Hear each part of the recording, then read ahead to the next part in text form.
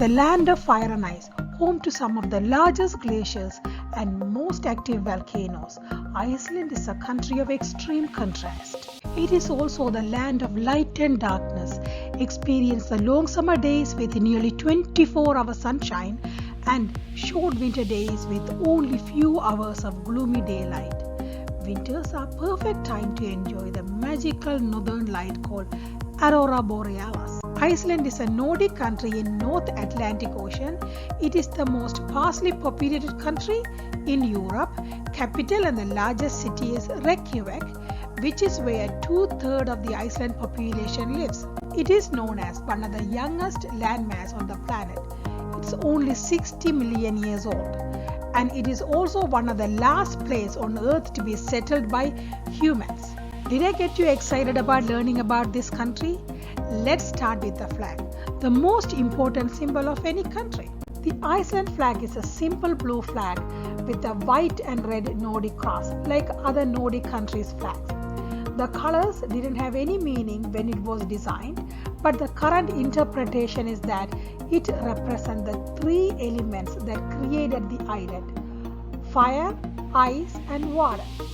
Iceland coat of arms is a silver cross in a sky blue field with a bright red cross inside the silver cross, alluding to the flag. The supporters are the four guardian spirits of the island: the bull, the giant, the eagle, and the dragon, as described in a well-known Norse saga. They are protectors of the four corners of the island. It is the only national arm that features four supporters. Most of them has only two. The shield rests on a plate of columnar basalt, a common rock found in Iceland. Geography. Iceland borders the Atlantic Ocean and the Arctic Ocean.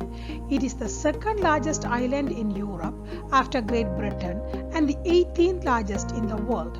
It covers the area of about 103,000 square kilometers, slightly bigger than Hungary or Portugal. The nearest neighbors are Greenland, Faroe Island, Denmark's territory, United Kingdom, and Norway. It is home to some of the world's most active volcanoes. Its central volcanic plateau erupts constantly.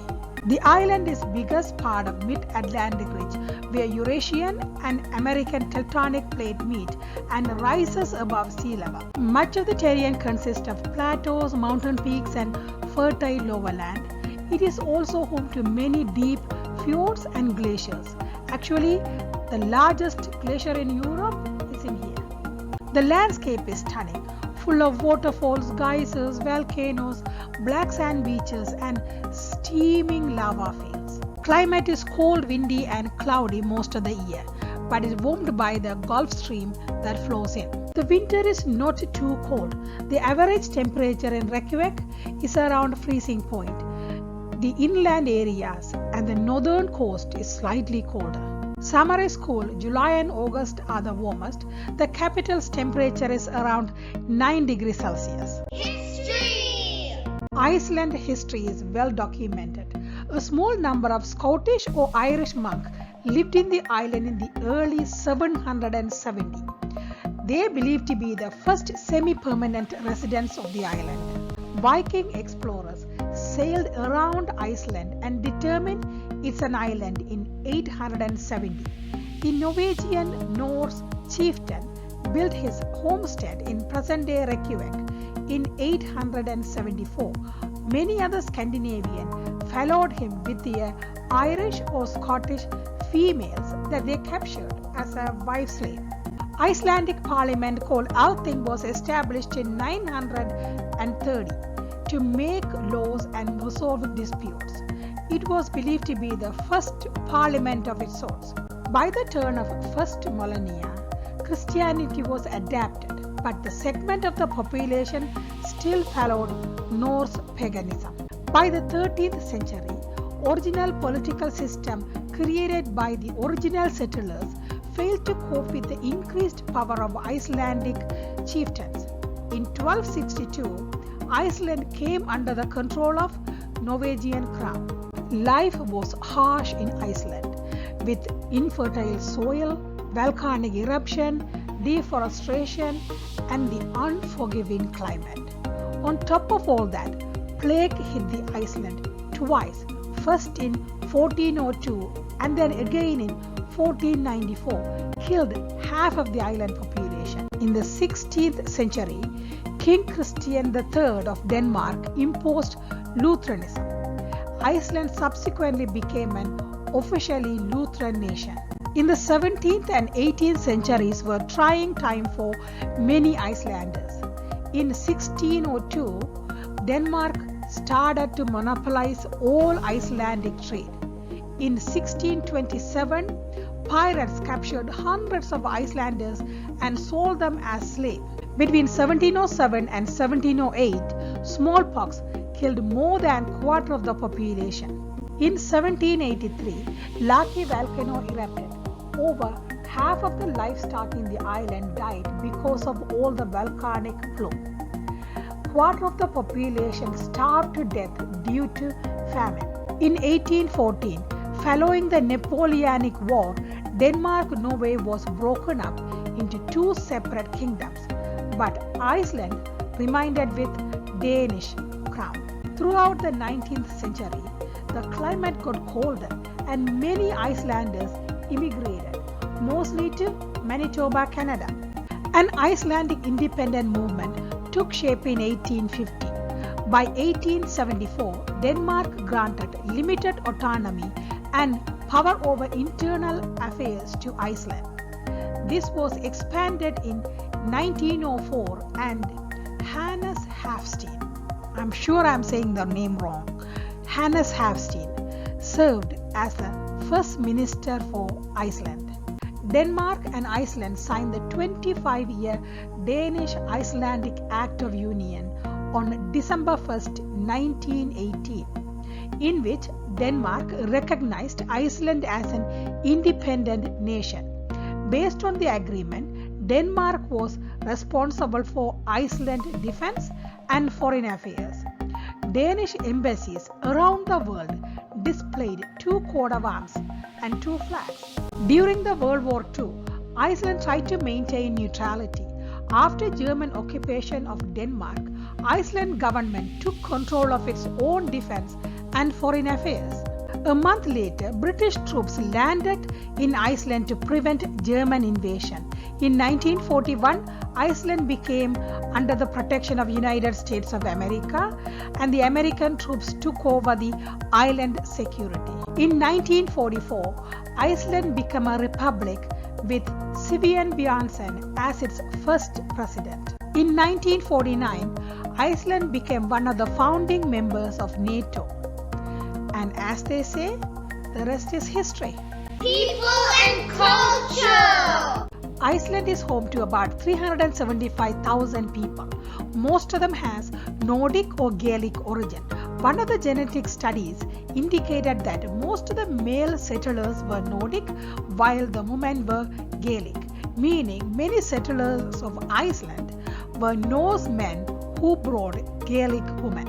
Poles were the largest minority group and make up bulk of the foreign workforce as well. Most of the Icelanders are Christians, 2/3 of them are Lutherans. Icelandic cultures are rooted in North Germanic traditions. Centuries of isolations have helped preserve the Nordic culture. One other great example is the Icelandic language. It descended from the Old Norse.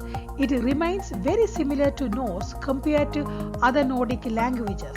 Icelanders are very conscious of the fact that their language is unique and try to develop new vocabulary based on the native roots rather than borrowing from other languages. However, English and Danish are compulsory in school. English is widely spoken and understood by many. Literatures are very popular. The sagas and Eddas written during the Middle Age are classic. Icelanders are avid readers. Icelanders don't usually use family name like most of the Westerners. They use mostly their father's, sometimes their mother's first name, and add son or daughter to it. For an example, if Robert Johnson and Jen Stefan daughter had a boy, his name would be Robertson. Robertson. If they had a daughter, it will be Robert's daughter. Robert with a daughter, Robert's daughter. Independence and self-sufficiency are extremely important to Icelanders. They are also hard-working and work long hours than any other industrialized nation. Icelanders are known for their strong sense of community as well. Economy. As a small country, Iceland's economy is also small and volatile due to global market pricing of export and exchange rate of the Icelandic krona. The GDP is about 27 billion and GDP per capita is 74,000. So pretty rich country. Tourism, aluminium smelting, fishing are the pillars of the economy. Over the last decade, manufacturing, tourism, software production, biotechnology have grown significantly. Electricity is clean and cheap and plenty due to geothermal and hydropower sources, and it attracts substantial foreign investment in aluminium smelting sector as well as high-tech firms looking to establish data centers as they consume lots of energy. Hope you enjoyed watching this video.